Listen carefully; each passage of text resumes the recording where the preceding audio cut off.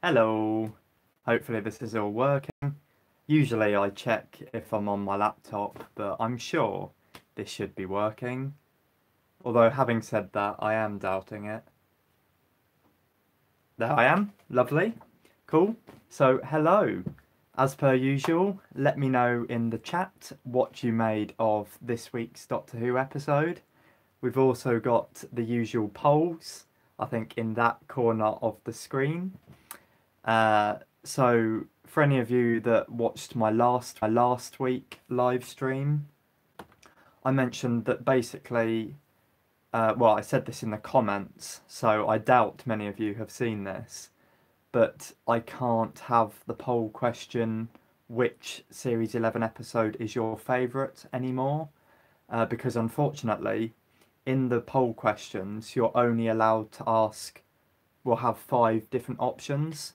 And obviously now we are 7 episodes into Series 11. So originally I thought just split it up into 2 questions. So I did that with last week's video. But sadly, different numbers of people voted on the first and second parts of the question, basically, which meant the results I said at the end of the video weren't very accurate because it was different proportions.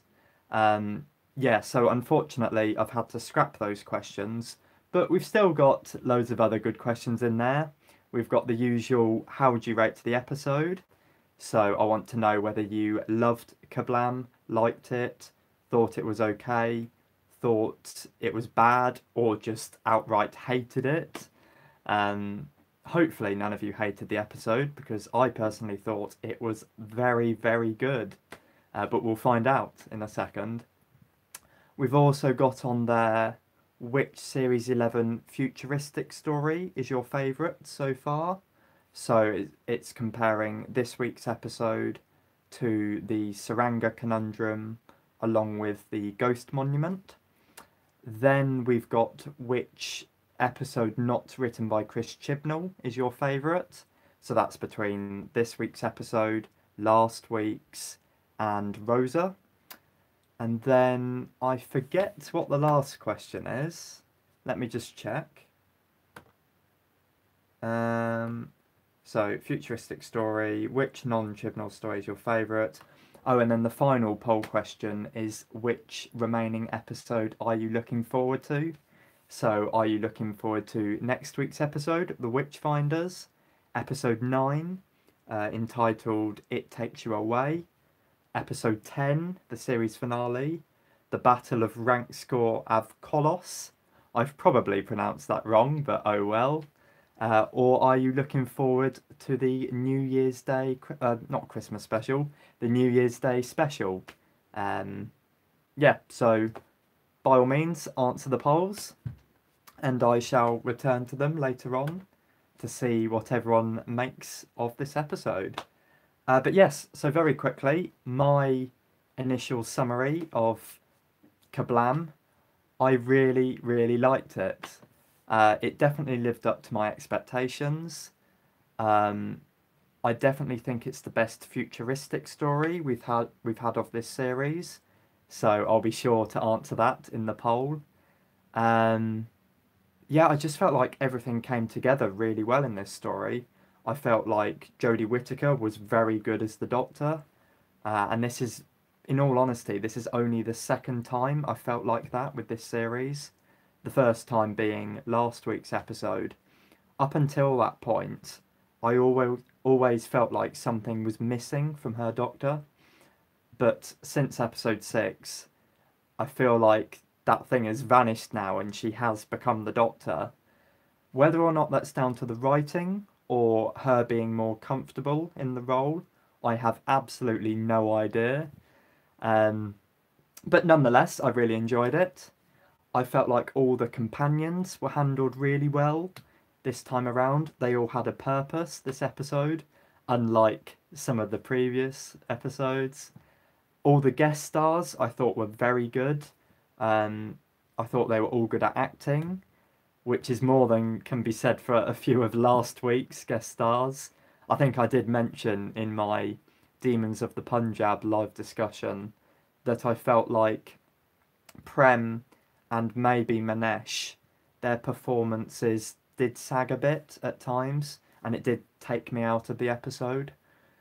Um, I'm going to minimise my laptop. I've just realised I've been on my laptop screen this whole time, and I can see myself in the corner of my eyes, and it's quite off-putting to see me do all these hand gestures.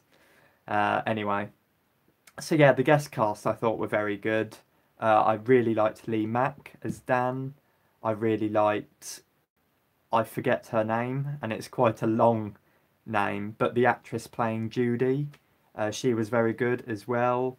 I even liked the girl that played Kira, and even the villain. I spent most of the episode liking him, but I think that was the intention of the episode, really, and that's partly why I do enjoy this episode a lot, because it subverts expectations, and you spend the vast majority of the episode thinking he's a good guy. And I don't know about you guys, but I thought the villain would either be the robots themselves, the manager, I forget his name, but the other guy in the episode that's not Lee Mack or the actual villain, or I thought the villain would be Judy. So it was nice and a complete shock to have that reveal that it was actually the maintenance guy, Charlie, I think he was called.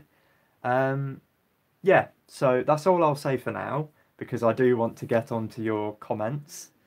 But very quickly, I will answer my own polls. So if you've just joined, we've got some fun poll questions in that corner, I believe. So please do vote away in them. But if you're interested for what my answers are, how do you rate KaBlam? Just like last week, I'm struggling because I really liked the episode, but I'm not sure if I liked it enough at this moment to say that I loved it. But hand on heart, before I saw everyone else's response to the episode on Twitter, I felt like the episode was good, but not perfect. So I think I'm going to have to stick to that and put I liked it. But it is a very good episode, I should stress. The second question, which Series 11 futuristic story is the best? Without a shadow of a doubt, I think it's this week's episode, KaBlam. It certainly beats the Saranga Conundrum, because that's an episode I said I disliked. And the Ghost Monument was okay, but quite forgettable, I find, to be honest. Which non-Chibnall story is your favourite? Now this one's a hard one to answer, because all three options that I've put down there are, I think, the best episodes of Series 11. But again, hand on heart, for those of you that have been watching my previous live streams, you'll know that I do have a soft spot for Rosa, because it made me cry, and not many episodes have achieved that. So I think for that main reason, and also the fact I just felt like the whole episode was really interesting, whereas one of my few issues with KaBlam is I did feel like it slowed down quite a lot. The pace, I did find it a bit slow at points, which isn't necessarily a bad thing, but some people may have found that boring. So I was just taking that into account, really. But anyway, my answer to that question is Rosa. And then the final question, which episode are you most looking forward to? Oh, I'll be honest, I'm not particularly looking forward to the New Year's Day special. I've said this in my new community tab, but I do think Doctor Who should have a Christmas special every year instead of a New Year's one. So I'm a bit hesitant for that episode. I think it will have to be the series finale, because I'm curious to see how big the stakes are, how dramatic it is. I'm praying that it's a really good episode, because in all honesty, I think we've yet to see an outstanding episode from Chris Chibnall, but I'm praying that in the series finale it will all come together for good old Chris. But anyway, So I've been nattering on for 10 minutes and I think it's about time to read your messages. So let's get the show on the road. Okay. Green Emeralds can't make it to the stream, but they just wanted to say that they really enjoyed the episode. They do want to know, however, how Ryan popped the bubble wrap at the beginning and didn't die. So yeah, I did think about this before starting this live stream. I may have to give it more thought, but at the moment, my thinking is that that particular parcel didn't have the explosive bubble wrap in, so it was just a completely normal package. So yeah, that's the simple answer to that really. It was a normal package, which meant everyone could handle the bubble wrap without exploding the TARDIS. Selena, I love the fact that the Doctor wears the fez again. She should wear it more.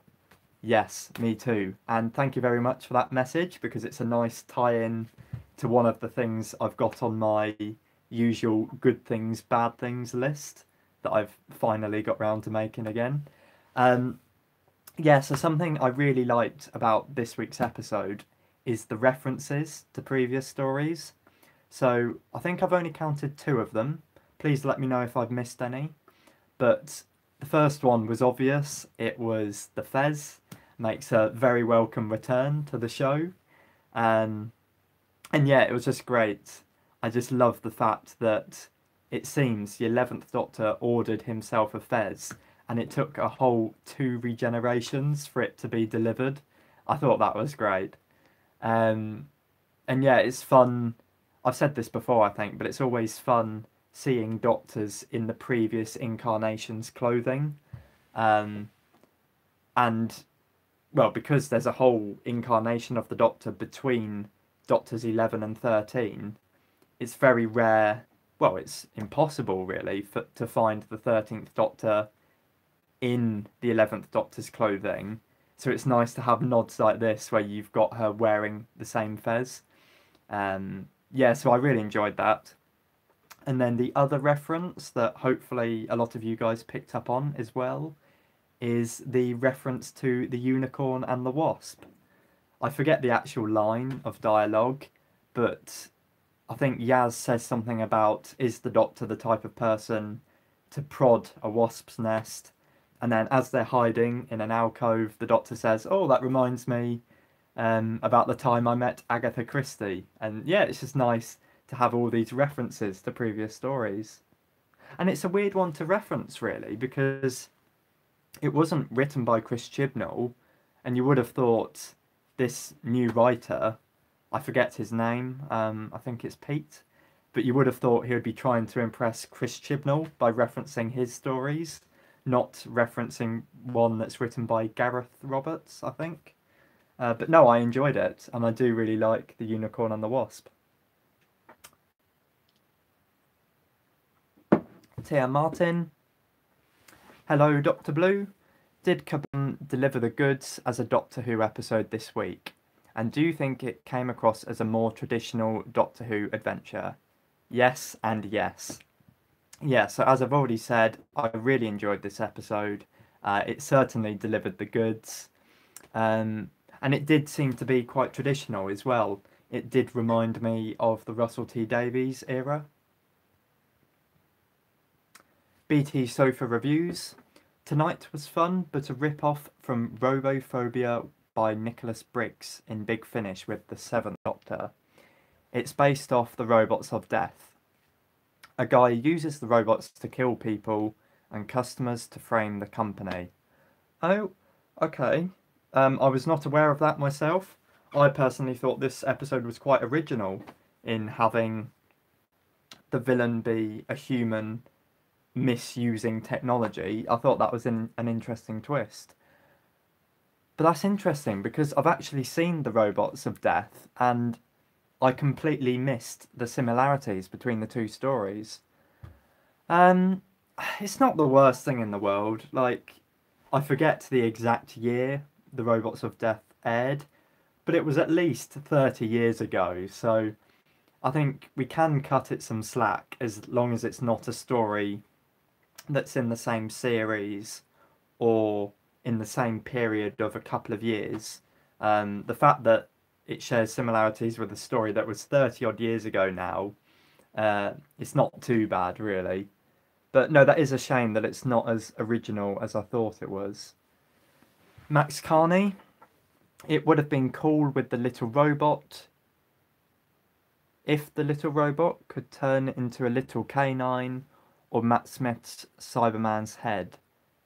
I don't really understand that message, Max. Sorry. Dash Maniac, this episode was rich in Easter eggs and nods to previous Doctors and episodes. My favourite episode of the series so far. Awesome to know. Yeah, so we've already mentioned the references. As I said earlier, if I have missed any Easter eggs or references, let me know in the message chat thing.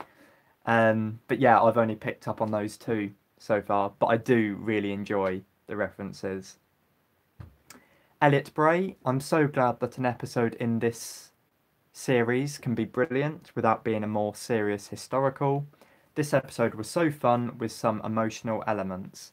Yeah, couldn't agree more. I must admit, before this episode, I was genuinely concerned that Series 11 was only good at doing historical stories, because, as I've already said, the Suranga Conundrum I found quite weak. The series opener was good, but, dare I say it, forgettable. And the same goes for Arachnids in the UK and the Ghost Monument, really. None of the episodes stood out for me, and I think the same goes for a lot of other fans out there. And yeah, the only standout episodes were Rosa and Demons of the Punjab, which were both historical. So it is so good that we've had a very good futuristic story this series, because it shows that we are capable of getting them. Selena, I'm not sure, but I think I heard something about Dan's necklace made from something, maybe metal from Arcadia, Gallifrey's capital. What do you think? Well, I think that would be really cool if that's true, although I personally doubt it. It will be worth going back over the episode, and I'll be sure to do that very soon, because this is an episode I do want to rewatch. I'm not going to put it off like I've done with Arachnids and the Suranga Conundrum. But no, I didn't hear anything on my first viewing, so I'm not sure if it's from Arcadia. Clint Waltman, hi Dr. Blue. Tangential question, what is your favourite Classic Who story? Thank you for your question. I'll answer it quickly because it's not exactly linked in with this week's discussion. That's a hard one for me to answer because I've only just started watching Classic Who and I've got so many stories that I need to get round to watching.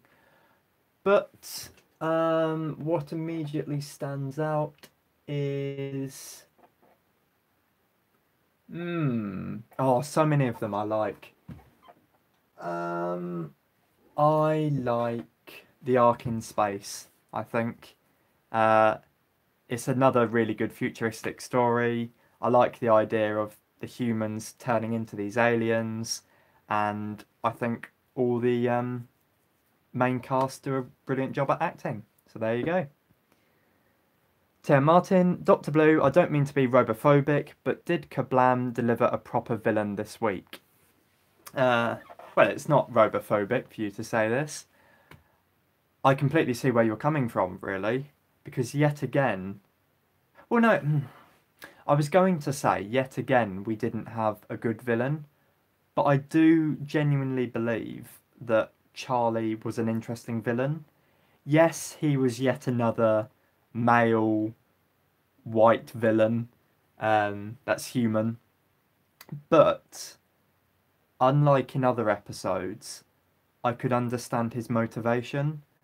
Yeah, it was clear what his motivation was, and to be honest, I didn't mind the fact that there was no alien villain or that the robots...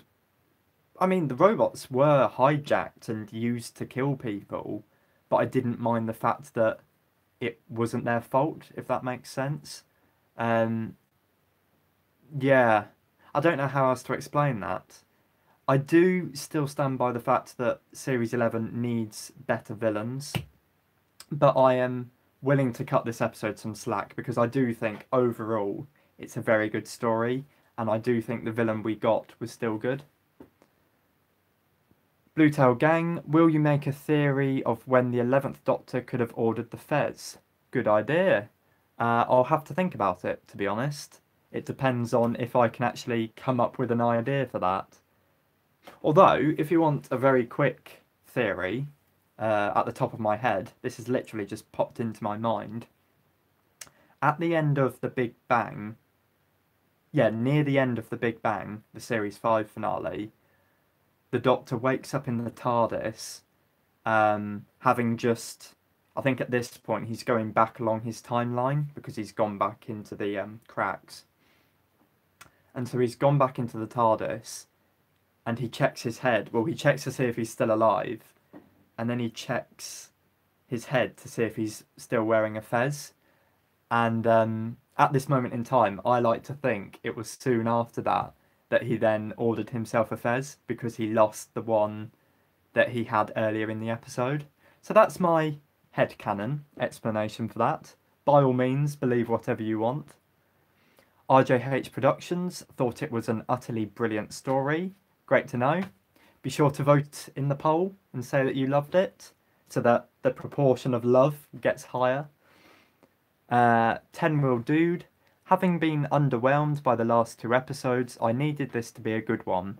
Absolutely relieved. The most fun episode so far, probably my favourite, even above Rosa. A more familiar formula, I think. Well, first of all, I'm very glad that you're relieved with this episode and it didn't let you down like the past 2 stories. I think that's very good. I do like it when Doctor Who fans are reassured, because obviously if we have loads of episodes that we dislike, it could just put us off watching altogether. Although, having said that, I'm the sort of person that probably will never give up on Doctor Who. I'll watch it even if a whole series is bad. Obviously I'll moan about it, but I would still watch it at least. But yeah, anyway, I'm waffling. But you potentially thought it was better than Rosa. Wow. I completely understand that because it was a good episode. And as much as I love Rosa, I do get that it's not everyone's cup of tea. And it's hardly the very best story we've ever had. Although for me, it does come quite close. TM Martin, Dr. Blue, did you buy that the tech-phobic terrorist named Charlie, the custodian, somehow managed to pass the initial human resources scans to get hired and infiltrate KaBlam? I did, to be honest. He did say at the end of the episode that he did a lot of lying on his application. I do get where you're coming from, because we saw at the start of the episode they have to go in this machine and be scanned, and I'm sure there's lots of other procedures that they need to go through. But I could argue, because he was going in quite a low-end job, the maintenance, they probably didn't care that much. Yeah, because as the episode mentioned several times, KaBlam is 90% staffed by robots and only 10% is human. So yes, there's competition for the humans to get in to work there, but I personally don't think KaBlam would be fussed with the application process, so that's how he easily slipped under the radar. RJH Productions, Julia Hemsmillo, I really can't pronounce that. Yes, thank you for clarifying the actress's name. 10 Wheel Dude thought Lee Mack was properly funny, glad he was handled so well. Yeah, so very quickly, about Lee Mack, I thought he gave a great performance. I think I kind of knew he would be playing an everyman, and that he would just be playing himself, essentially, not putting on any accent. But I was fine with that, because he was likeable. I really liked... Actually, this is a nice tie-in to something on my list. I thought the music in this episode was superb. And in particular, I really liked the music that played. I'm calling it Dan's theme because it's the music that played whenever Dan was speaking, essentially. I just found it such a beautiful track. I'm rubbish at explaining music, so I can't specify why I thought it was beautiful, but it just sounded really nice, basically. And I was sort of welling up really when I heard it, especially at the end, like after he was killed. But yeah, no, so obviously I was gutted that he died so early on as well, because I would have liked to have seen him throughout more of the episode. I felt bad for his poor daughter that will never see him again. But yeah, no, so for those of you that have been watching my previous live streams, I've sort of said jokingly before that I need each episode to have at least 3 deaths in order for me to be happy. And obviously this episode hits that quota because we have, I think, 3 deaths in this episode, but then we've got all the deaths that took place prior to this episode, like all the previous people that went missing. Yeah, so there was plenty of death. But what I especially appreciated is how you actually cared about the characters that were killed off, excluding the villain, because by that point you probably do dislike him for basically being a terrorist. But you had Lee Mack's character get killed after we've literally just found out he's got a daughter back on Kandoka. But the one that really shocked me was Kira's death.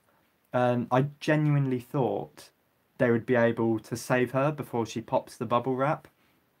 So that took me completely by surprise, how she popped it and then pff, dead. But I really appreciated that because I am someone that feels like Doctor Who has to treat death seriously, and you can't keep avoiding it and you can't keep undoing it when characters die. It's fine when you do it every now and then, but I felt like in Stephen Moffat's era it happened too much. Yeah, so I really appreciated how none of the dead characters came back. But no, I thought it was a great shame that Dan and Kira died because they were great characters.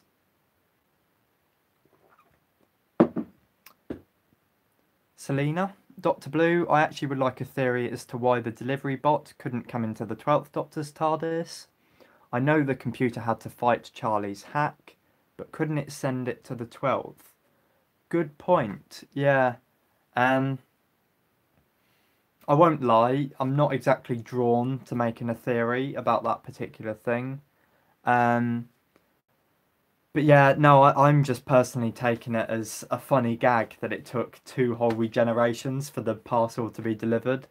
I'm sure they could have got it to the 12th Doctor's TARDIS instead, but the gag isn't as funny that way because the 12th Doctor was a lot more serious. Did the 12th Doctor even wear the fez? I don't think he did. There's a gap in the canon there because you've got the 10th Doctor wearing the fez, 11th Doctor, 12th not, as far as I'm aware, and then the 13th Doctor wears it. So we need some comic story, I think, where the 12th Doctor wears it. Tia Martin, Dr. Blue, in your questionnaire, is it really fair to characterise Rosa as a non-Chibnall story? After all, he co-wrote it with I can't say her name, Mallory Blackman, and he is the showrunner giving final approval. Yes, I did think about this before doing the poll question, but hand on heart, I keep saying that this video, but yeah, hand on heart, I do really think that Rosa is predominantly written by Mallory Blackman, and I don't know why Chris Chibnall has put his name on the script. Maybe he did write 50% of it, but I do like to think, at least, that it's mainly written by Mallory Blackman. So for that reason, I've put her on the list, well, the episode on the list. And also, to be fair, really what the question is what story that's not solely written by Moffat is your favourite. But because you're limited on the number of words you can have on these questions, I had to shorten it to which non-Chibnall story is your favourite. But no, it's a very good point you raise. hopefully you don't mind it being there. 10-Year-Old Dude really liked the robots. When they were non-responsive to Lee and then Yaz, it was gloriously creepy. Yes, yeah. So, again, a nice tie-in to one of my points. I thought the design of the robots was very good. I did like the blue lighting, obviously because I love the colour blue. But yeah, no, I love the creepy smiles that they've permanently got on their face as well. The scene you mentioned about standing there being unresponsive, I thought that was very creepy and very interesting. Their voices as well, I quite liked. Quite a pleasant voice, and you did believe it was a robot's voice, not a human's. But yeah, I was a big fan of the robots. 10-Year-Old Dude, have you seen the Honest trailer for Doctor Who, by the way? Yes, I have, and it's very funny. I haven't seen the classic trailer, though. Ewan Halkrow, hi Dr. Blue, happy that the stream is on. I really enjoyed the episode tonight. I admired how they killed off so many characters. Yeah, so that's something I was literally just saying about, if you're still here, Ewan. Yeah, I don't know the exact number, but you've got at least 3 in the episode, and then maybe 7, I think, before this episode takes place. And then you've got all the robots, if you count them as human. Well, not human, as lives. I feel like I'm missing someone, though. Kira, Lee Mack, the villain. That's probably it in terms of this episode. But yeah, quite a few deaths. Blue Tail Gang, that scene with Ryan foreshadows the exploding bubble wrap later on. Oh yeah, it could do, yeah. Yeah, so what you initially think as being just a funny scene with bubble wrap is actually a foreshadowing to it being basically a villain. Yeah, very quickly, before I carry on with your messages, that's another thing I really liked about the episode. I loved how there was tiny bombs in the bubble wrap. I thought that was genius, an idea.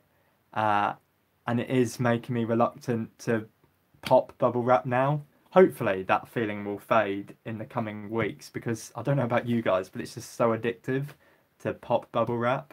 But yeah, no, I love it when Doctor Who makes ordinary things scary, and I just never thought bubble wrap would become a feared thing. But I really admired that, and I didn't see it coming, to be honest. Towards the end of the episode, when the Doctor and everyone sees all those delivery robots with the packages, I thought the packages simply contained bombs. I did not expect them to contain normal products with the bubble wrap actually being the bomb. So yeah, very clever. I did like that. So we've been going for half an hour. I'll leave it a bit longer to look at the poll. If you've just joined recently, I've got some cool poll questions in that corner for you guys to answer. So there's questions like, how would you rate KaBlam? Which futuristic story is your favourite? Which episode that's not solely written by Chris Chibnall is your favourite? And the final one is, which remaining episode are you looking forward to the most? So please do vote in that, because I'll be interested to know what you make. Selena, the Fez was probably late since the system was confused by the Doctor's second cycle of regenerations. Good point. God, I'm needing a lot of water again. And I think, yet again, I've fallen 20 minutes behind. Yes, I have. Hopefully you guys don't mind. I do like to take my time with responding to all your messages. TM Martin, Dr. Blue, do you think the Sonic is becoming too much of a magic wand with the 13th Doctor relying a bit too much on it? And do you think Chibnall will write it out of the story like once before? In all honesty, I don't think it's being overused. I think it is being used like a magic wand, though. Like, the Doctor is going like that whenever she uses it, doing very elongated arm movements, but I find that quite funny. But yeah, no, I personally don't think it's been used that much.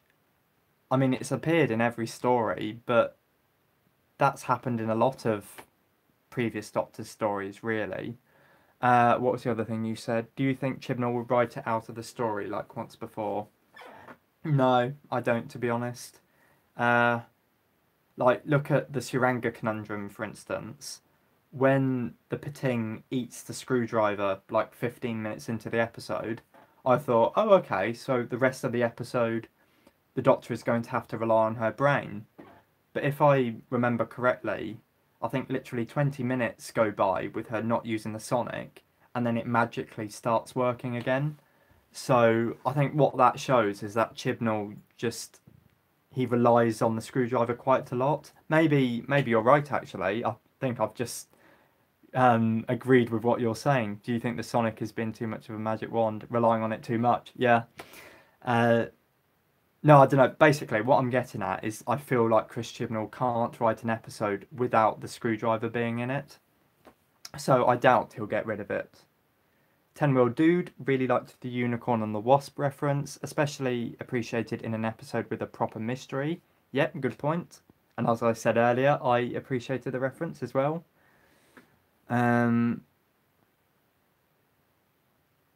Halkrow, the references are great because they interest new viewers and satisfy the regular viewers. Yeah, good point. But the only problem is, if you have too many Easter eggs and references, it might be too much for new viewers to handle. And they may think, oh, I've missed out on a lot. There's no point to me carrying on watching. Hayden 2012 thought this week was a big improvement. Yeah, I think it's definitely an improvement over a lot of episodes in the first half of the series. But I do think the past 2 weeks have been very strong episodes. I really liked Demons of the Punjab, and I really liked this episode as well. And I'm praying that I continue to like the rest of the series. It's looking It's looking likely, considering 2 of the next episodes, well, the next 2 episodes, are not written by Chibnall. So it gives us a chance to have a fresh take on Doctor Who. And then surely Chris Chibnall will be able to write a good finale. I really hope he can. If that episode ends up being bad, then I think I'll have to admit that I'm not a fan of Chris Chibnall's writing. For now, I do think his stories are okay overall, but nothing has wowed me like Rosa, Demons of the Punjab, and this week's episode has done. So yeah, only time will tell. JJHD doesn't like how the Doctor wields her sonic. It's not a wand. Yeah, so that's linking in with the earlier point. But I think that criticism has come... I think that was applied to Matt Smith as well, because I think quite a few people felt like he used the sonic quite a lot, and it did become a magic wand. So really, it's not as if it's the 13th Doctor's fault. It's just something that a lot of writers seem to have the Doctor using the sonic a lot. 10-Wheel Dude, if the scan to allocate them jobs was based on loads of factors like intelligence, why did it make the Doctor a cleaner, as she had to swap with Graham? Very well observed. I think that's potentially a plot hole there. Oh, yeah, I don't know. I can't make excuses for that, really. Oh, that's annoying. Maybe something will come to my head when I rewatch the episode. But for now, I think that is a plot hole. Clint Waltman, do you think KaBlam's closest real-world analogue is Amazon? Almost certainly. Name a company, a warehouse company that's bigger than Amazon. Like, it's hard to do that, I think. Although, having said that, I'm not sure if Amazon is the biggest like retailer. I've no idea. It's just the one that I always use, and it's a very popular one for people to use, so that's why everyone's aware of it.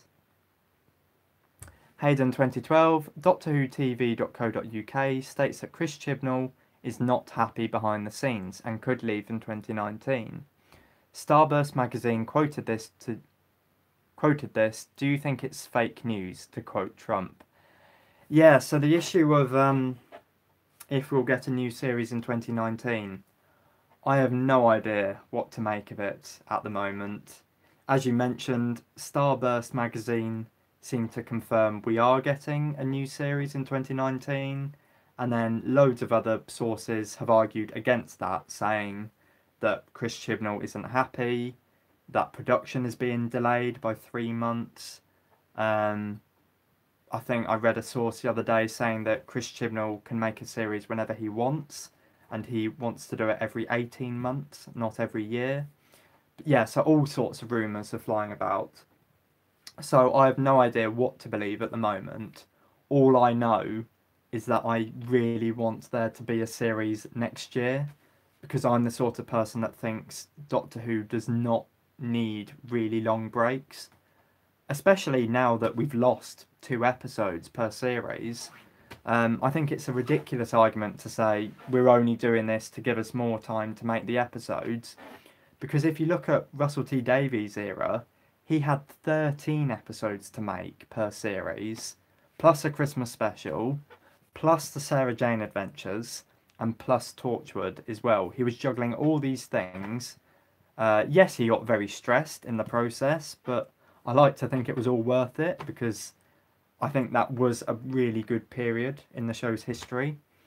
Yeah, and Chibnall, on the other hand, yes, they're going abroad a lot more, but they've also got a bigger budget, I think, and less episodes to have to balance. So I like to think they've got it easier. So if they delay a series by a whole year, I have no idea why they would do that. Bluetail Gang, what do you think will happen next episode? I think it will go into the Doctor's gender, maybe similar to the Shakespeare Code. Completely agree. And to be honest, if they don't use the Doctor's gender in that episode, I think I'll be disappointed, because that story is the perfect opportunity to use the fact that the Doctor's now a woman. Yeah, so I would like to see the Doctor in genuine danger. I think that would be something interesting to see, and I think it would be great to see her be accused of being a witch, and it's then up to Yaz, Ryan and Graham to try and save the Doctor. Actually, that would be a really good climax to the episode, I think. I would love that. Yeah, so I'm saying it now on record at 42 minutes and 40 seconds into this live stream. I would really love it if the climax of next week's episode is the Doctor being drowned, essentially, in the lake, or however they kill the witches, or burnt. I don't know how they went about doing it. And essentially it's up to the companions to save her. At the last second, they save the Doctor's life, defeat King James, or whoever the villain is, and then they all go about their merry way.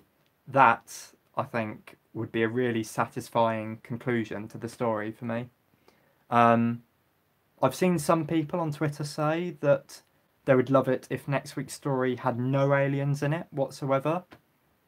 And I think, even though I've said earlier that I do want there to be more really good villains in the series, I think I'm inclined to agree, because I really want to see a pure historical adventure again.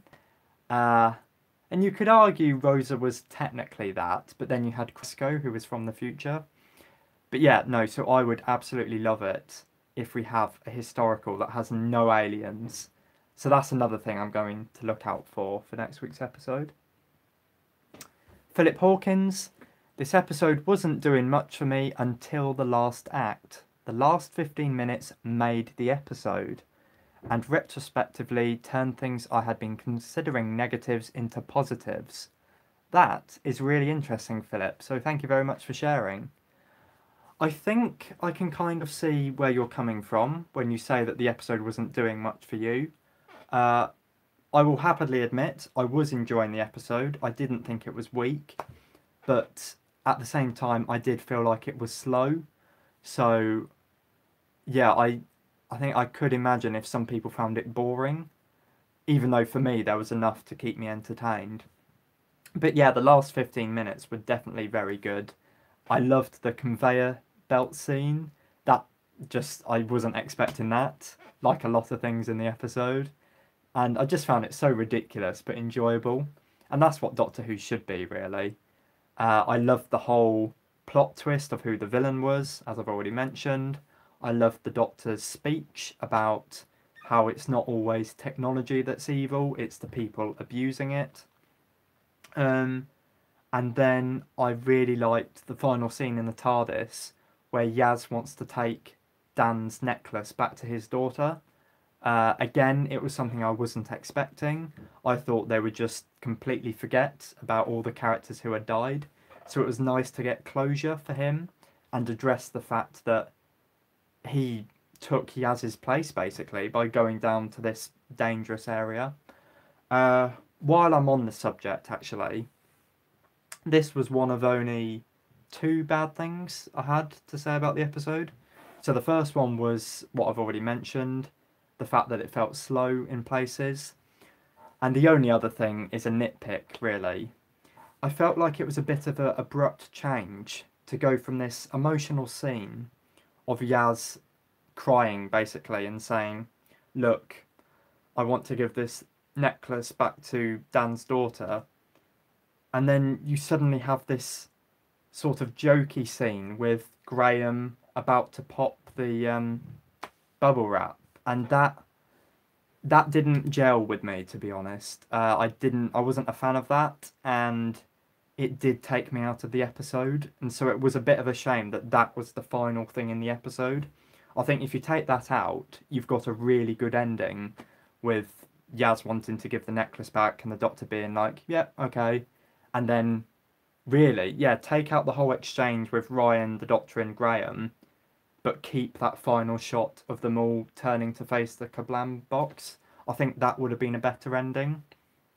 I just really did not like that gag of Graham being about to pop it. Max Carney, like how the 4th Doctor had K9, it would have been cool if that little robot could be like a Doctor's pet. Oh, I see what you mean now. Yes. So, I'm guessing you mean like the Doctor takes away one of the robot's heads and it becomes like Handles or K9, as you mentioned. Yeah, that would have been cool. But we don't need it, really. And it would be something that has to be written into future episodes. And really, we've already got quite a crowded TARDIS team with 3 companions, so we don't need this essential 4th one. Hayden 2012, we seem to only get good futuristic episodes when Chris Chibnall isn't writing them. Yeah. I mean, we've only got the 1 to go off at the moment. Yeah, and I think this is the only other futuristic story of this series, bar the finale. Left to come, I mean. Yeah, so we can't exactly say that other writers are really good at writing futuristic stories, but what we can say is they seem to be better than Chibnall, because Chris Chibnall has 2 opportunities to write futuristic stories so far, and both times they've been quite underwhelming episodes. Selena, Dr. Blue, if the necklace was from Arcadia, I'd like to think that supports my idea of a Doctor-based story arc in the finale. Ooh. I would like it if the finale focuses on the Doctor as well. Still, oh my god, I'm even further behind. About 30 minutes. Bluetail Gang, any more info about that fan episode you might make? Not yet, I'm afraid. Yeah, being honest with you, it's going to be a while until I make this video because I have got loads of other things planned. But I am hoping eventually I'll get this fan film out. T.M. Martin, Dr. Blue, Lee Max Dan proved to be the surprise MVP. Indirectly saving Yaz, but it wasn't really annoying. No, but wasn't it really annoying that his death was taken away from us and instead we see Kira die in that explosion? Interesting point. I would disagree. I do think... Yeah, right. The reason I disagree is if we saw Lee Mack's character die, it would have given away the fact that the bubble wrap was bombed too early. and we then couldn't have had any of the scenes with Kira being lured into the room, receiving this mysterious package, opening it, finding it's empty, and then pressing the bubble wrap.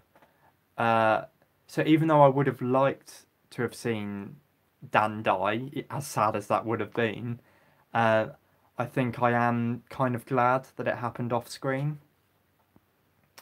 Elliot Bray, it's a bit weird that initially the Doctor was assigned to be in maintenance before swapping with Graham.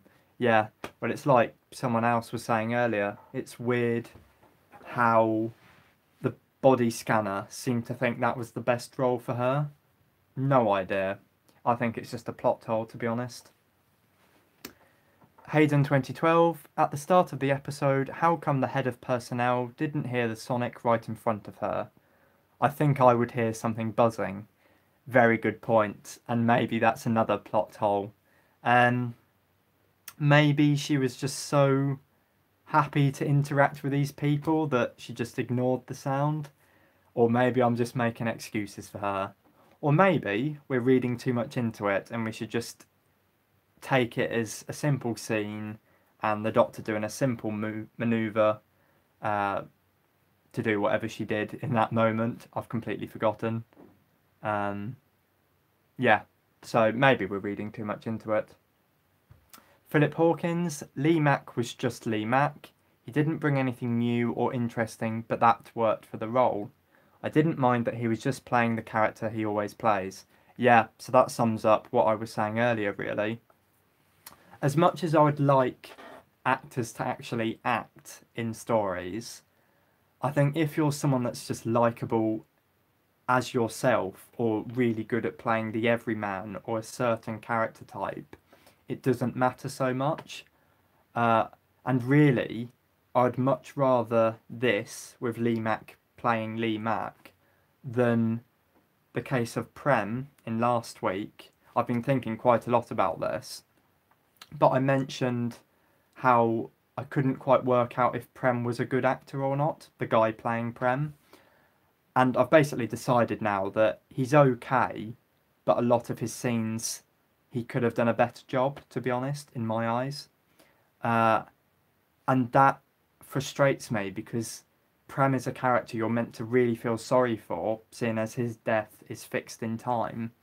But I find myself not really as invested now that I look at his emotionless eyes throughout the episode. Yeah, so that's something that has tarnished last week's episode a bit. So yeah, I don't mind people playing themselves as long as they're a good actor, at least. Bluetail Gang, I thought we could have seen the daughter. What do you think? Yes, so this is something I should have put on my list, really, but it's more something I would have liked to have seen rather than something we needed. I did think, as soon as Yaz mentioned about giving the necklace to the daughter, we would then have the final scene be them actually go to the daughter and give her the necklace, and then God knows what would have happened next. She probably would have cried or something. But yeah, so I did think we would get to meet the daughter, and I think that's another reason I wasn't happy with the ending we got, because we went from this emotional scene that seemed to be leading to this to, oh look, Graham's about to pop the bubble wrap. But it is only a minor quibble. It doesn't affect the episode that much. It's just the final thing that's on my mind, because obviously that's our final impression of the episode. The Scamp, do you think Jodie looked gorgeous in tonight's episode? Yes, I do. I think she looks beautiful in every episode, to be honest. BT Sofa Reviews, I would have liked to have seen the story of humans protesting robot workers, or have the robots be villains and try to replace the human workers. Okay. Yeah, so the first thing, seeing the story of humans protesting robot workers, I would have liked to have seen that as well. But that being said, I am happy with the episode we got. As for your second thing, though, having the robots be villains and try to replace the human workers, dare I say it, but I think I'm actually glad we didn't get that, because I think there's too many stories, not just in Doctor Who, but in sci-fi in general, that tell the story of killer robots trying to replace us.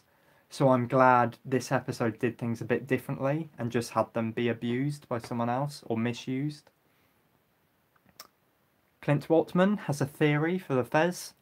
The 11th Doctor ordered the Fez stranded on Trenzalore for handles. They think the TARDIS finally didn't feel crowded this episode, but would you like to see the companion count get smaller? So in regards to your theory, I think it makes sense, and really we can believe whatever we want, as long as it doesn't contradict anything that we've seen in this episode, which is unlikely because all it is a Fez being delivered. Yeah, I like that theory. I do still stand by my one of the Doctor ordering it during the Big Bang or afterwards. And then as for your other point, I did think it was too crowded, to be honest. I think it was after episode 5, when a lot of the companions didn't have anything to do. I felt like, yeah, maybe in series 12, reduce the companion count. But after the past 2 weeks, I do think this group is working, and I do like how we have 3 companions this year, because it is something different, really. And as long as the episodes are written well enough to give them each something to do, and I think it works best when they're given their own scenes, like they go off and separate, maybe into pairs. I think that works well. As long as they do that, I'm fine with loads of companions. The Scamp, did you see Jodie switch on the Oxford streetlights? I didn't, I'm afraid. TM Martin, Dr. Blue. God, I'm still half an hour behind. Dr. Blue, glad you think a Fez is a look a Time Lord can still pull off, but don't you find it odd that the 13th Doctor hasn't said boo about Time Lords, Gallifrey / Rassilon, and what TARDIS stands for? Yeah, I suppose it is a bit odd, but also some of these things could have happened off screen, really. I'm surprised at the TARDIS one, actually. You've just got me thinking. You would have thought that the companions would ask what TARDIS stands for. Although, having said that, I swear she explained it in a previous episode, but I really don't know anymore. But yeah, Gallifrey and Rassilon, no one knows what's happening with that anymore. Stephen Moffat completely ruined that return in Hellbent, in my opinion. But yeah, so I'm not expecting Chris Chibnall to address that anytime soon. And Time Lords, she doesn't really need to mention because they're all, you know, where Gallifrey is. And if Gallifrey's not being mentioned, the Time Lords don't really need to either. Elliot Bray, although I liked how serious the Doctor got last week, I think like the 11th Doctor, we need a proper angry scene like him beating the Dalek to balance the more childish character. Maybe is my answer to that. I think as long as the Doctor isn't just childish, it's fine. And I think that's another reason why I liked her performance this week, because as you said, she was more serious. And I think she did get angry at the company, which was good to see, because in a lot of episodes, she has been happy-go-lucky and not angry at anything. But yeah, it would be nice, not nice, it would be interesting to see her get furious at something. But to be honest, I don't mind if we don't see that this series. TM Martin, Dr. Blue, no, I don't mind the questionnaire wording now that you put it that way about non-Chibnall written episodes. Good, thank you. If any of you guys have recently joined, there's Doctor Who polls up there, so please do vote away. Jack Parry, loved the Agatha Christie reference. David Lee, was it ever explained why they killed the 7 people and Lee Mack's character and what was done to them? Yes, I think it was. So they were killed, obviously, by Charlie hacking into the robots to test the bombs, really. And presumably, once he killed them, he disposed of their bodies in that vat or whatever it was that had the human melted remains, which was quite a disgusting, not gory. I'm struggling to find the word here, but I liked it all the same. I liked how dark an idea it was. There we go, dark. That's probably what I was looking for. Rufus McNulty, is there going to be a Dalek episode, do you think? I have no idea at this moment. Personally, I hope not. And I think I've said this in a previous live stream, actually. But I'd much rather them have a cameo. Maybe at the end of this series, or maybe at the end of the New Year's Day special. Have them come in, kill someone, maybe kill one of the companions, dare I say it, just to show how violent and threatening they can be. But I wouldn't like a whole episode about the Daleks this year.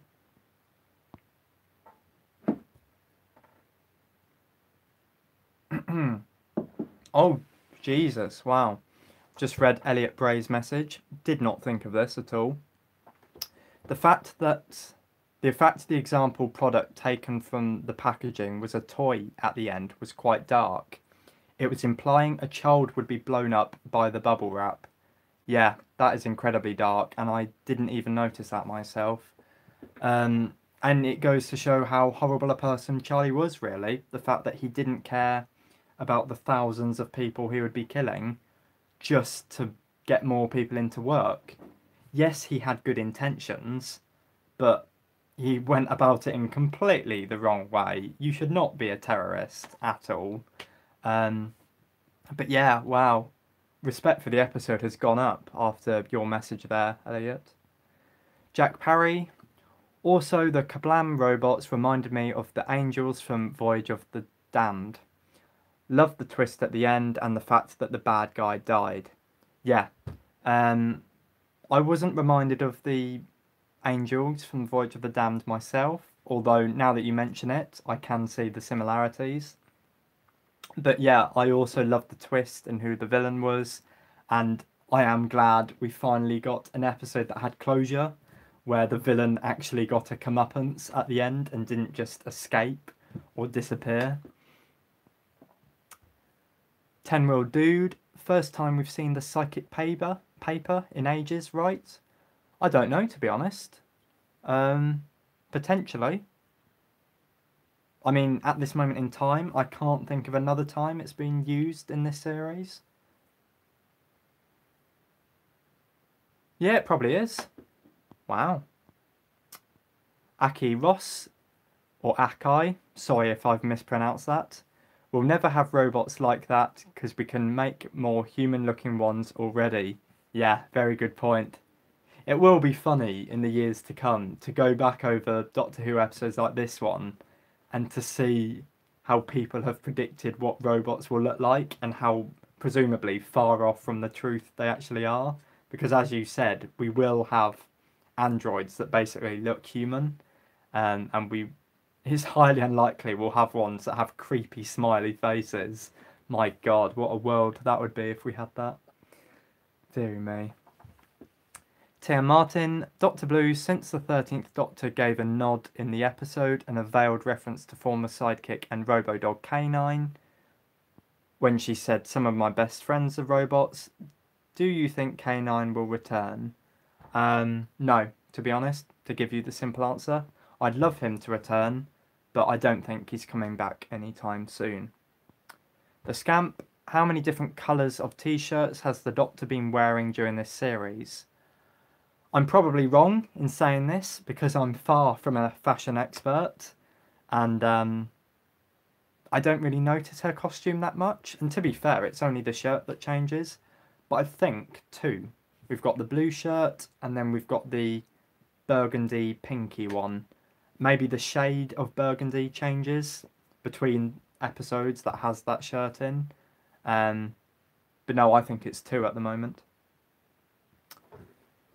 Motorhawk 2, couldn't vote on your last section. Which episode are you most looking forward to? As I'm looking forward to all the stories with equal optimism. Oh, that's good to know. Um, Obviously, I am a bit disappointed you can't vote in that question, but I completely understand if you're literally the same level of excitement for all stories, so that's fine.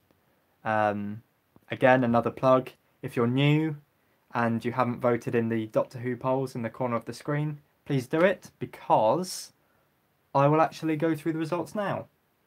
Um, I've just noticed we've been going for over an hour, so I might as well see how the poll is being answered.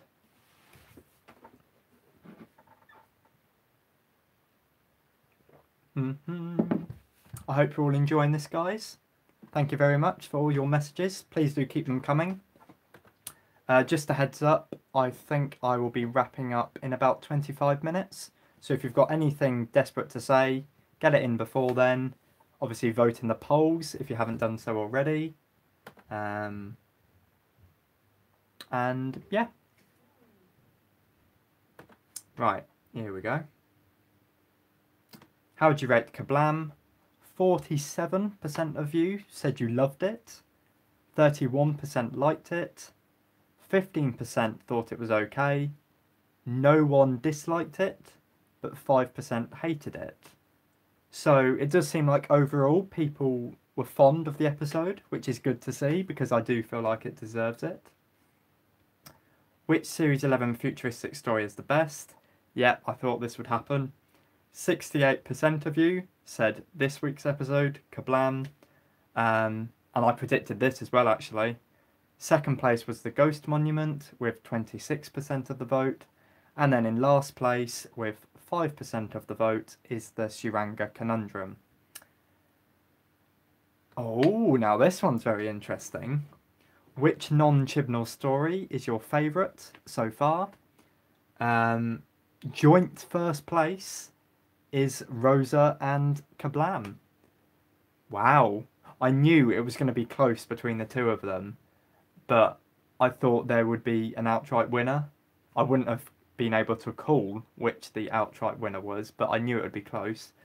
And then Demons of the Punjab is at 26%.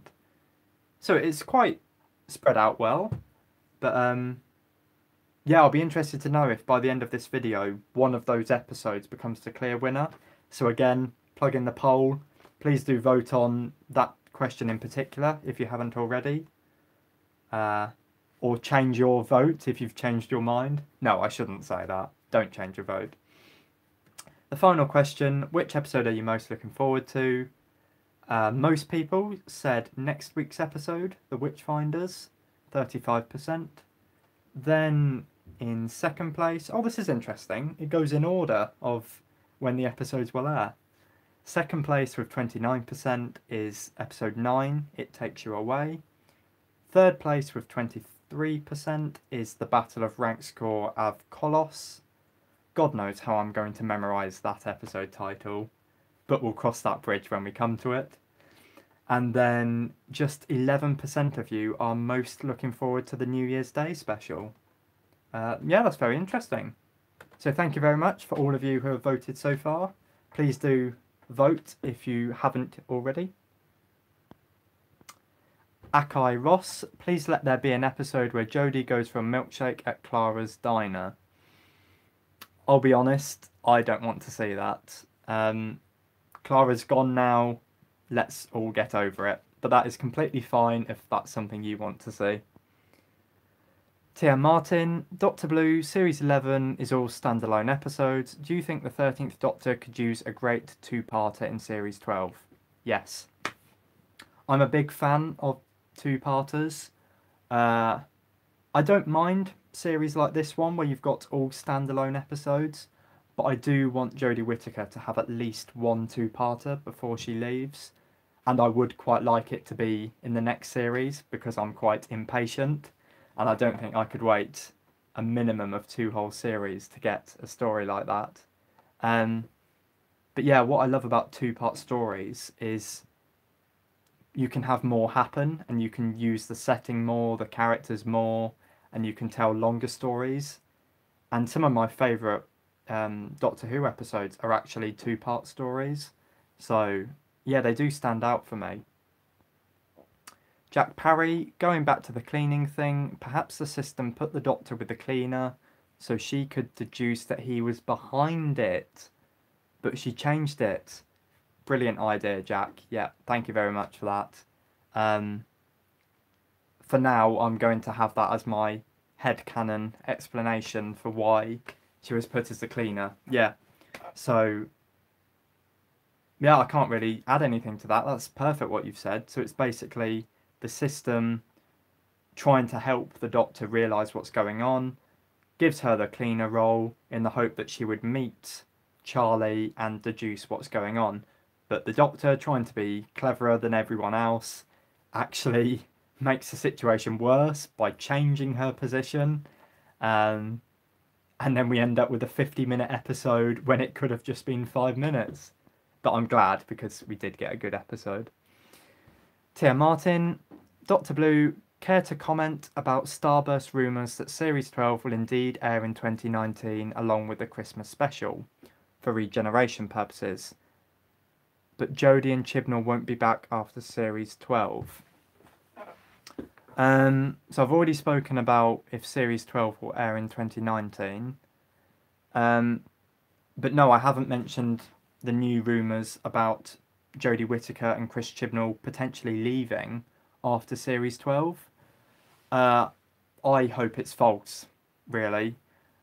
I think doing just 2 series isn't enough, really. I know we've had Christopher Eccleston only doing the 1 series, but that was different because the show was just starting out again, and it happened because he fell out with the BBC. Whereas if Jodie and Chris leave, okay, they may leave because they've fallen out with the BBC, but no, it doesn't sit right with me, to be honest. I do think every Doctor should have a minimum of 3 series, because then you could have like a start, middle, and end. Whereas if Jodie does the 2 series, we've got her first series and then her last series, and we haven't got that middle series to enjoy her just being the Doctor without thinking, oh God, she's leaving, or is she going to be a good Doctor because this is her first series, essentially. Yeah, so I hope the rumours are false. BT Sofa Reviews. Personally didn't enjoy the episode, but it has great moments. A fun mystery with good themes of workers being replaced by technology. Jodie is being written much better and having more Doctor moments. Then they go on to say, I think the reason the Doctor was given the cleaner job was due to the system trying to help her find the villain, who was also a cleaner, but didn't count on her swapping jobs. Yeah, so that's exactly the same as the earlier message. That's a shame you didn't like the episode, but to each their own. I can't argue with that. I'm glad that you think it had great moments, at least. But yeah, I completely agree that Jodie was written as a better Doctor this time around. What else did you say? And yeah, the themes were good of workers being replaced by technology. And I also like the idea that technology wasn't evil in this episode. It was just how people misuse it. Motorhawk 2. I think the Doctor will be classed as a witch because the sonic screwdriver may be mistaken as a wand and her knowledge of science will be classed as witchcraft. Yeah, completely agree. And I do think if the episode doesn't address this and deal with it, it's a missed opportunity, because I think now that the Doctor is a woman, it's the perfect time to tell a story like this. But I'm sure Chris Chibnall has planned this. I don't think it's a coincidence that we're having a witch-finding episode in the first series of a female Doctor. I do think, again, I'm praying that next week's episode is going to be just as good as this week's, and just as good as last week's, and just as good as Rosa's, if not better than all of them. I really don't want to be let down by next week's episode. Philip Hawkins, the scene where Yaz wanted to take Dan's daughter, the necklace, actually made me cry, got me in the feels. Oh, Philip, I completely see why. It is a very emotional scene, and I thought Yaz, Mandip Gill, she did very good at acting in that scene. I've said before with Graham, I notice when he gets watery-eyed, and for me, that's a good indicator of when someone is a great actor. So it was nice to see Yaz get watery-eyed as well. And the music as well, I said before, I'm calling it Dan's theme because I have no idea what this track is called. But yeah, the music that plays in scenes involving him, I found absolutely beautiful. So I do not blame you at all for welling up at that because it was a beautiful moment. And yeah, I've already said about how I wasn't particularly happy with what came next. Tia Martin, Dr. Blue, this episode was slow and just meh average to me. I thought the second episode of Electric Dreams, called Autofac, about a mega corporation whose AI ensures factories never shut down, was better. That's fair enough. Again, it's a shame that you weren't a big fan of the episode, but everyone has different tastes, so that's fine.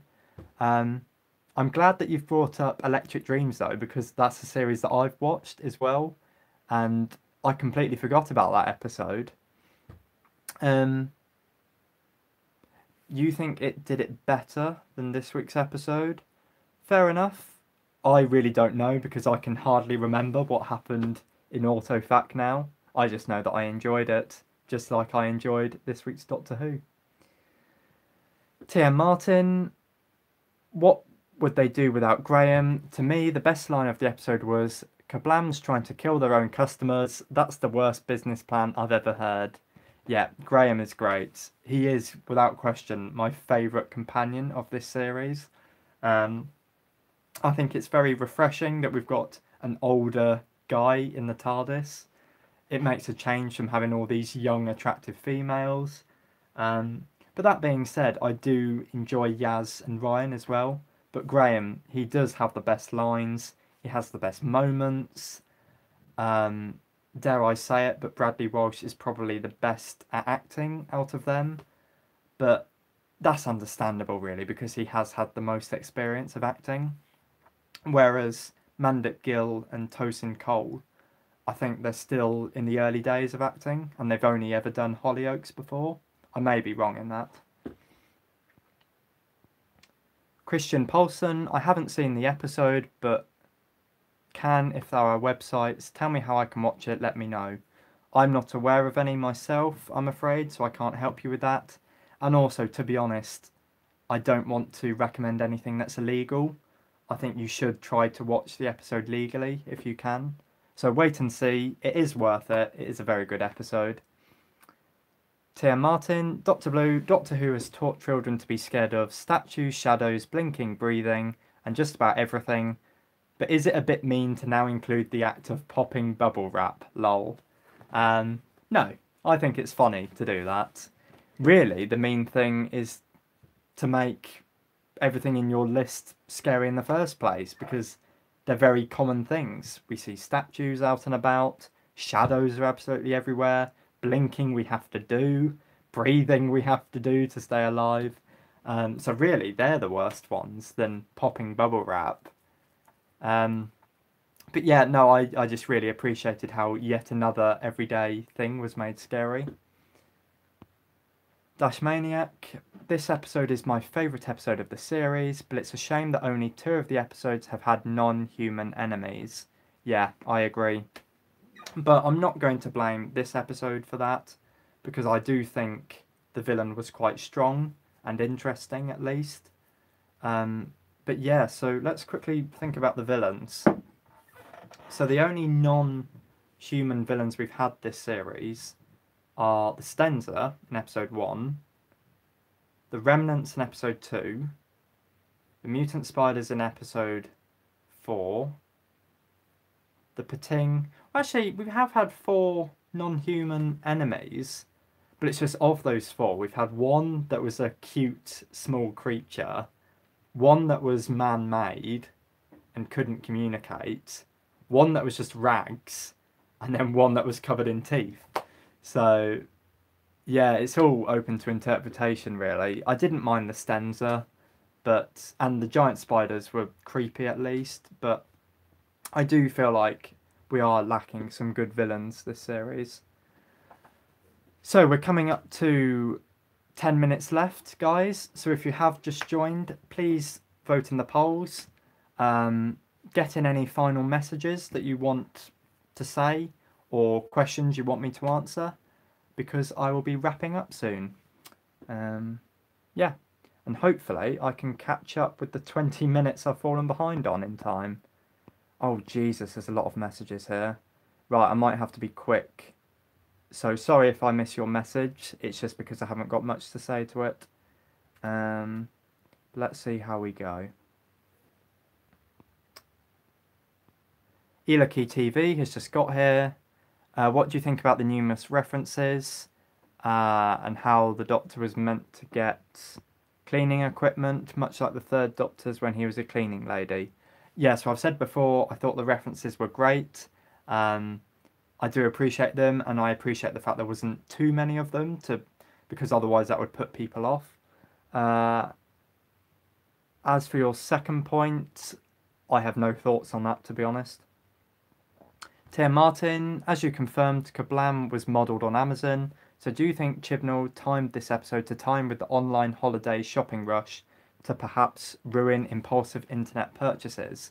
I did think about that, actually. I did think it was convenient that this episode coincides with Black Friday. I don't think it was deliberate, to be honest. I just think it was a happy coincidence. But it will be interesting to see if this does affect Black Friday. It personally won't for me. I'm the sort of person that if I see something that's got a really good deal going, I will buy it, but only if I need it. I don't do impulsive buying unless I genuinely want the thing. But yeah, no, it's very interesting how it's coincided this week. Dash Maniac, you put Rosa in the non-Chibnall episodes. It was co-written by him, so it's not really a non-Chibnall episode. Yeah, I know, I've already addressed this. I basically think Mallory Blackman wrote the vast majority of the episode. And really, the question should be worded as which episode not written solely by Chris Chibnall is your favourite, but there's not enough room in the question for that. So that's why I've worded it in the way that I've done. Philip Hawkins, the Doctor also used the psychic paper in Arachnids, flashed it to Robertson. Ah, okay, thank you for clarifying. I did feel like it had been used before in the series. Tia Martin, Dr. Blue, did you catch how this week Ryan remembers about his dyspraxia and openly discusses it with Kira and Yaz? He also takes the shoot plunge, and it seems Star Warsy to me with all the yelling. Yeah, so I'm glad his dyspraxia was finally mentioned again, because it did seem to disappear over the past, 5 weeks. Yeah, so that was good. They addressed it at least. And I've said before, I loved the whole set piece with the conveyor belts. And it was actually quite reminiscent of Star Wars, as you said. Dash Maniac is sad there's only 4 episodes left in this series. Well, it's 3, really. We've got 3 episodes, and then the 4th one is the New Year's Day special. So it's not even that, really. Sorry to make you feel worse. But yeah, this is why I wish we still had 12 episodes or 13 episodes in a series, because it means we've got more Doctor Who to look forward to.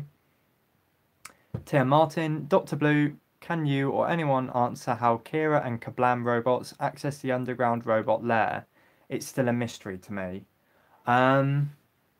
It's a mystery to me as well, but maybe they teleported, because I think it was established that the robots can teleport. So maybe when they said to Kira, come with us, they took her aside and then teleported straight outside that room they locked her in. I don't know. 17 minutes behind. Elliot Bray, how would you compare the first 7 episodes of this series to the first 7 of the other series? It seems that the most series get better at the end. I hope this happens this series. That's a very good question to ask, but a difficult one to answer, to be honest, because it's one that requires me to think about all 10 series that have come before in New Who, at least. But gut reaction, I think this series has been weaker for the most part. I've said many a time, Chris Chibnall's episodes haven't really stood out for me, whereas in all the other series, there's been at least, let's say, 2 episodes that have stood out in the first half of the series. So that's disappointing. Yeah, hopefully that's a suitable answer for your question. The Scamp thought Kira was hot. Anyone agree? I do. Very attractive woman. Bluetail Gang answered Tia Martin's question. The robots can teleport. Yep, so it's like I was saying. Dr.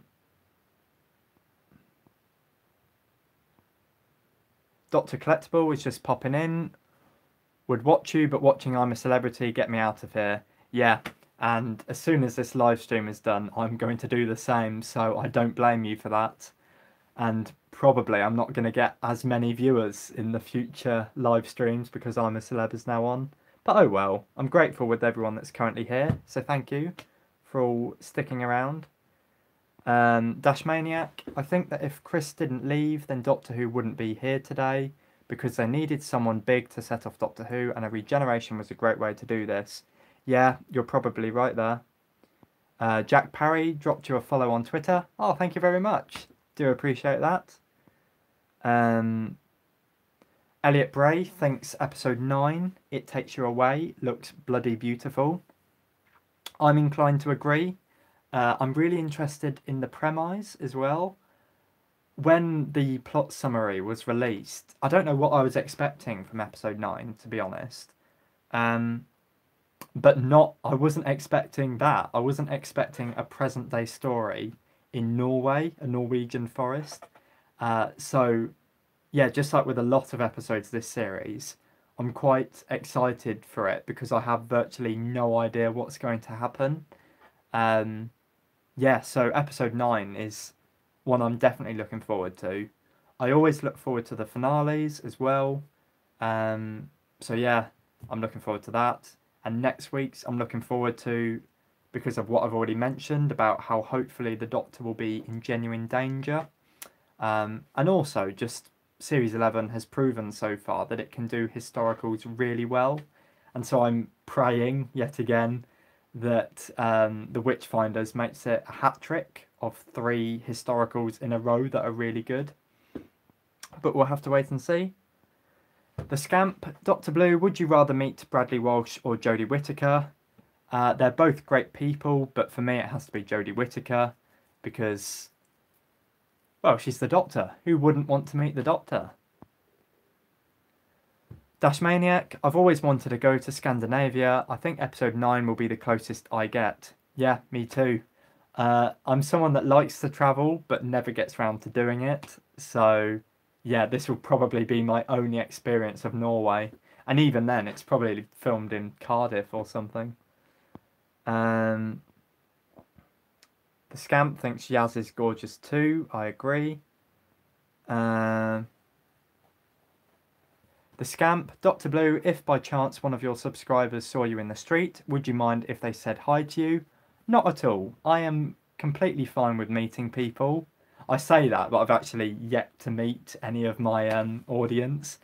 For all I know, I'll probably be like really shy in real life and not as enthusiastic and maybe coming across as confident as I'm doing at the moment. But no, I would love to meet some of you guys, maybe at conventions, or if you do ever see me out and about, do say hi. Hopefully I won't be that freaked out by you. As long as you talk normally to me, and you wouldn't be creepy at all. Like, I'm sure you're all normal people, but I just know from experience when I'm a fan of celebrities, for instance, my behaviour does sort of change and I do look up to them, and yeah, it feels weird. It's a weird feeling coming across a celebrity. Obviously, I am not a celebrity at all. I am a normal person, so hopefully things will be fine. But anyway, I've waffled on too much about that. Ewan Halcrow, the cinematography of episode 9 will be beautiful. Yep, I really hope so. TM Martin, Dr. Blue, how do the last 3 episode titles of Series 11 grab you? Are you looking forward to all 3 of them? Well, I've already answered the second part of your question. I am looking forward to all 3 of the next episodes, but I do think at this moment in time, I'm probably most looking forward to next week's, I think, The Witchfinders. But yeah, the episode titles, The Witchfinders admittedly doesn't really stand out to me, and it's been the title that's been rumoured for a while now. I love the title of episode 9, It Takes You Away. I think that's quite a sinister title. As for the episode 10 title, I'm not really a fan of it, to be honest, at the moment. I hinted at earlier, I think it's one that's going to be quite hard to memorise. Even now, I'm struggling to recall it. The Battle of Rankskor Avkolos, is it? I'll just consult my poll. Yeah, okay, so I'm gradually memorising it. But it's one that's hard to spell as well. Tia Martin, Dr. Blue, is there a countdown to your big announcement this month or next? No countdown.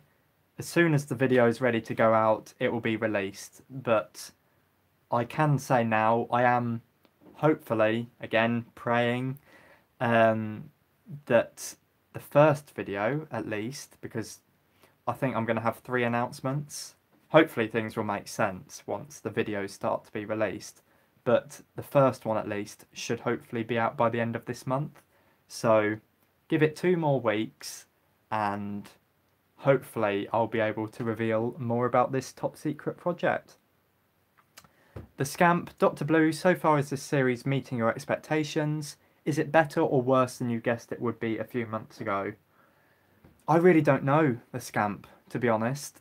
In some ways it's exceeded my expectations. I didn't think I would be crying at episodes like I did with Rosa and nearly did with Demons of the Punjab. But at the same time, I didn't think we would get episodes as bad as the Shiranga Conundrum and as underwhelming as The Ghost Monument and Arachnids in the UK. So I really don't know at the moment. And I think it will be better if I answer that after Series 11 has finished, because we have still got 3 episodes that could either show the series has been really good or bad with only a couple of good episodes. So I've no idea yet. Ewan Houtcrow is supporting John Barrowman in I'm a Celeb. Yeah, me too. And I am so excited to see him in the jungle. Dash Maniac wants John to win I'm a Celeb just for Doctor Who reasons. Yeah, me too. And I'm going to keep voting for him until he wins. Motorhawk 2, there's only been 1 really bad alien creature, as most were following their instincts or the purpose they were built for. So the only bad alien creature was Tim Shaw because he had the choice. Yeah, very good point. And again, it brings me back to the fact that this series needs a lot more evil creatures that, as you say, they need to choose to be evil, not to do it out of instinct.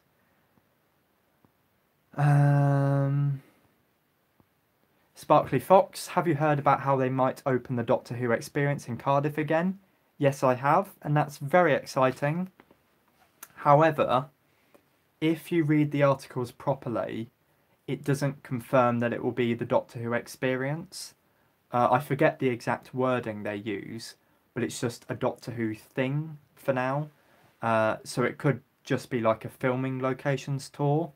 So for that reason, I'm not getting too excited yet, but I would love it if they did reopen the Doctor Who experience. How far behind am I? Okay, I'm gradually catching up. Right.